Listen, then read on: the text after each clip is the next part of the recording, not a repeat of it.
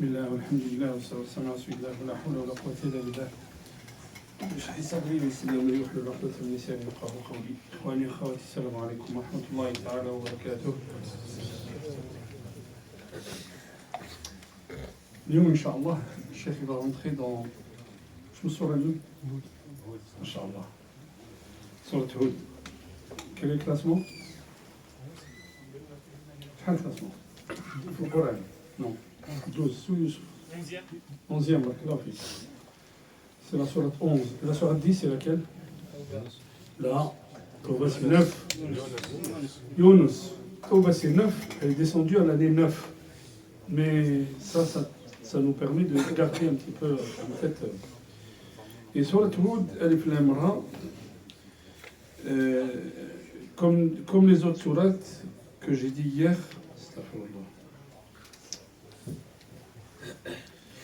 ألف لام را كتاب أحكمت آياته زد ثم فصلت من لدن حكيم خبير ألا تعبدوا إلا الله إنني لكم منه نذير وبشير.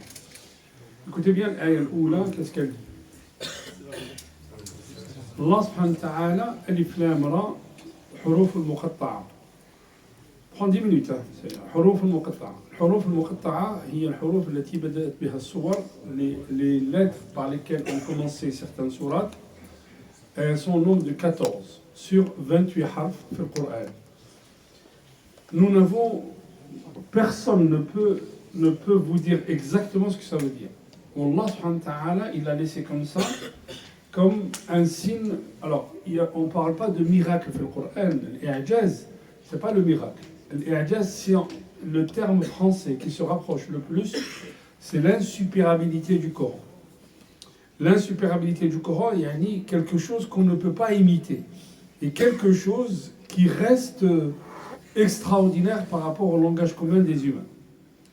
Donc Allah subhanahu wa ta'ala, quand il dit Alif Lam Ra, le plus, comment dire, ce qui est, je ne sais pas si c'est rationnel, mais ce qui se rapproche le plus c'est que derrière Alif Lam Mim ou Alif Lam Ra, Allah subhanahu wa ta'ala يتكلم على ماش؟ على الكتاب, يتكلم على القرآن. كتاب أنزلت آياته, كتاب فصلت آياته, ألف لام ذلك الكتاب. Allah subhanahu wa ta'ala il parle du Coran. Comme si Allah subhanahu wa ta'ala il lance un défi à ceux qui maîtrisaient la langue arabe, Quraysh, et tous les Arabes de Najd et de Hijaz, vous parlez la même langue, vous utilisez les mêmes lettres, et bien, am yaquluna iftarah, Allah subhanahu wa ta'ala fatu bi'ashrin, avec les lettres, ramenez 10 sourates muftariyat. Allez-y, faites la même chose. Et ils ne pourront pas. Et d'ailleurs, combien de fois, le prophète sallallahu alayhi wa sallam, quand il lisait le Coran devant la Kaaba, Al-Walid ibn al-Mughira, ou Utba ibn et Abu al-Hakam, Abu Jahl, ils reculaient, en reculant, ils se touchaient. Pourquoi? Parce qu'ils trouvaient l'éloquence du Coran tellement agréable qu'ils écoutaient en cachette. Ils allaient écouter le Coran en cachette. Bon, Allah subhanahu wa ta'ala يقول الكتاب فصلت آياته من حكيم خبير. مش معنى حكيم؟ مش معنى خبير. يقال أن الحكيم, le sage, et vous remarquerez que Al-Hakim, le gouverneur, dans le mot gouverneur, dans le mot Hakim, il y a Al-Hikma, Hakim. Al-Hakim, هو الذي يوافق عمله قوله, celui dont les paroles correspondent à ses actes. Et puis Al-Hakim, هو الذي يضع الشيء في محله, celui qui met les choses à leur place. عكس الظلم. OK? ويعلمهم الكتاب والحكمة. Al-Hikmah, il y en a qui ont dit Al-Kitab, c'est le Coran, Al-Hikmah, c'est la sagesse qu'il y a dans le Coran. D'autres ont dit Al-Hikmah, c'est la Sunna. Et la Sunna du prophète sallallahu alayhi wa sallam nous apprend comment travailler avec le Coran. من هو الخبير؟ الخبير هو الذي يعلم بواطن الأمور. Écoutez bien. Al-Khabir, on peut le traduire par l'expert, c'est celui qui connaît la profondeur des choses. Et on vous dit, regardez bien, comment Allah subhanahu wa ta'ala commence sur le Hud, derrière, vous allez voir, Allah subhanahu wa ta'ala, il parle, il raconte au prophète, il raconte beaucoup de choses, entre autres, il va lui raconter les histoires des peuples qui nous ont précédés. Et à la fin, qu'est-ce qu'il dit في آخر السورة يدي فاعبده وتوكل عليه. Allah subhanahu wa ta'ala, au début, il lui dit أعبد الله لا تعبدوا إلا الله. Et في آخر السورة il dit فاعبده وتوكل عليه. Donc يطابق الصدر العجز, comme on dit في علم البلاغة. C'est-à-dire, le début de la sourate correspond à la fin de la sourate. Ce que Allah subhanahu wa ta'ala dit au début, il le répète à la fin de la sourate. Bon, de quoi elle parle? Elle parle aussi des prophètes qui ont précédé le prophète Mohammed sallallahu alayhi wa sallam. Et elle parle aussi, dans sourate Hud, elle parle des prophètes dont les peuples ont été anéantis. Et d'ailleurs, on vous dit, comme sourate Hud, elle finit par les peuples qui ont été anéantis, le prophète a été raffermi dans sa foi. ذلك من أنباء الغيب نوحيه إليك ما نثبت به فؤادك. Allah subhanahu wa ta'ala, quand il descend ça sur toi, c'est pour raffermir ta foi et pour comment dire, pour t'apporter pas de la récompense, pour réchauffer ton cœur, si vous voulez. Parce que le prophète sallallahu alayhi wa sallam, il subissait beaucoup. Donc il lui raconte ce qui s'est passé avant. Il lui raconte l'histoire de Pharaon. Et on vous dit le lien entre Surat Hud et Surat Yusuf, et ça c'est l'Alousi qui dit ça, il dit, comme Allah subhanahu wa ta'ala dans Surat Hud, il a anéanti les peuples, à partir de Sayyidina Moussa, après Sayyidina Moussa, il n'a plus anéanti les peuples, et il raconte au prophète une belle histoire, laquelle Surat Yusuf, qui finit bien. Malgré le début qui est difficile, elle finit bien. Et le prophète, il ne voulait pas qu'Allah subhanahu wa ta'ala il anéantisse son peuple Quraysh. Alors, puis sur le Hud, il y a l'histoire de Nuh qui est bien détaillée sur le Hud. وأوحي إلى نوح أنه لن يؤمن من قومك إلا من قد آمن فلا تبتئس بما كانوا يفعلون واصنع الفلك بأعيننا ووحينا ولا تخاطبني في الذين كفروا إنهم مغرقون. Allah subhanahu wa ta'ala, il descend sur nous un wahi en lui disant maintenant combien ça fait 950 ans. Ils n'ont pas cru, ça s'arrête là. Ils ne vont plus croire. Il lui raconte aussi l'histoire de l'eau. Hier on a fait Yunus, mais on n'a pas parlé de Yunus, je reviendrai à la fin du discours, Inch'Allah. Donc, le Surat Hud, il va raconter, Allah subhanahu wa ta'ala va nous raconter ce qui s'est passé, le déluge. Quand حتى جاء أمرنا وفارت النور وقلنا احمل فيها من كل زوجين اثنين ومن آمن وأهلك إلا من قد آمن وما آمن معه إلا قليل. Alors ici, subhanallah, Ibn Kathir il dit Qalil, ils étaient à peu près 120 ou 82. D'autres mufassirines lui disent non. Allah il n'a pas cité, il n'a pas dit 120 ou 82. Et là, Allah subhanahu wa ta'ala, qu'est-ce qu'il fait? Il relative la chose. La notion de relativité. C'est quoi la notion de relativité? Allah il dit Qalil.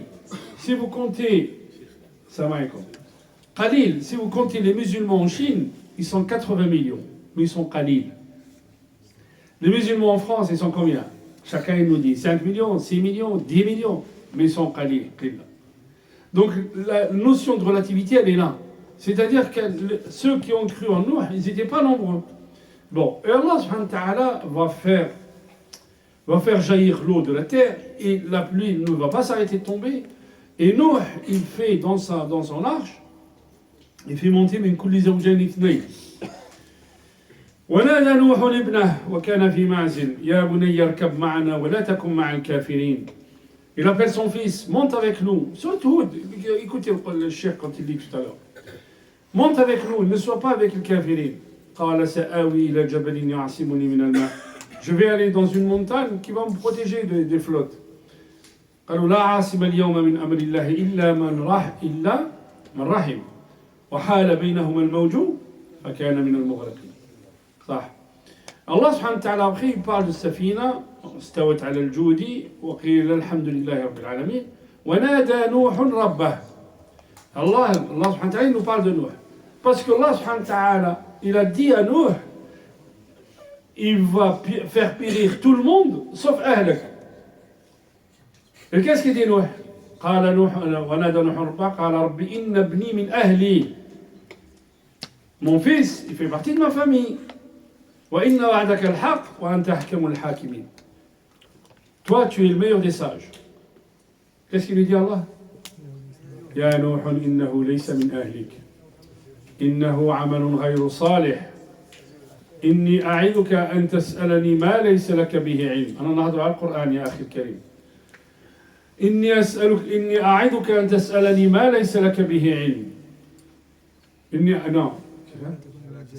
فلا تسألني ما ليس لك به علم إني أعظك أن تكون من الجاهلين. بارك الله فيك. إني أعظك أن تكون من الجاهلين. On dit, écoutez, hein, c'est facile. Il y en a qui disent ça, bon.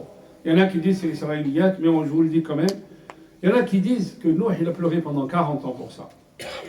Il a pleuré parce qu'il a demandé à Allah de sauver son fils, alors que son fils n'était pas croyant.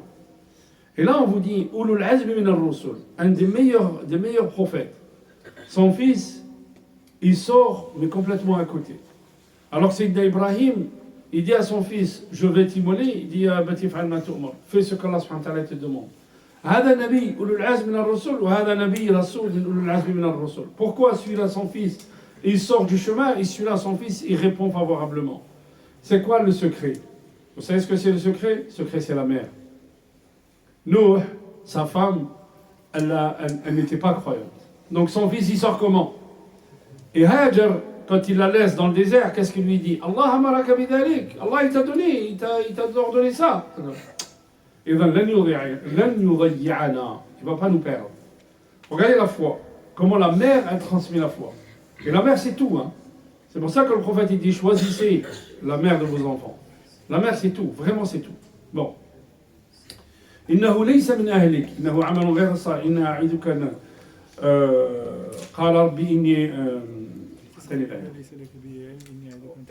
قال ربي إني أعوذ بك أن أسألك ما ليس لي به علم ولا تغفر لي وترحمني أكن من الخاسرين.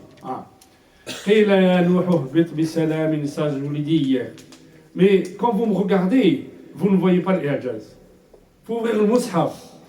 Pour regarder le Mus'haf, quand vous me regardez, vous n'allez pas la voir.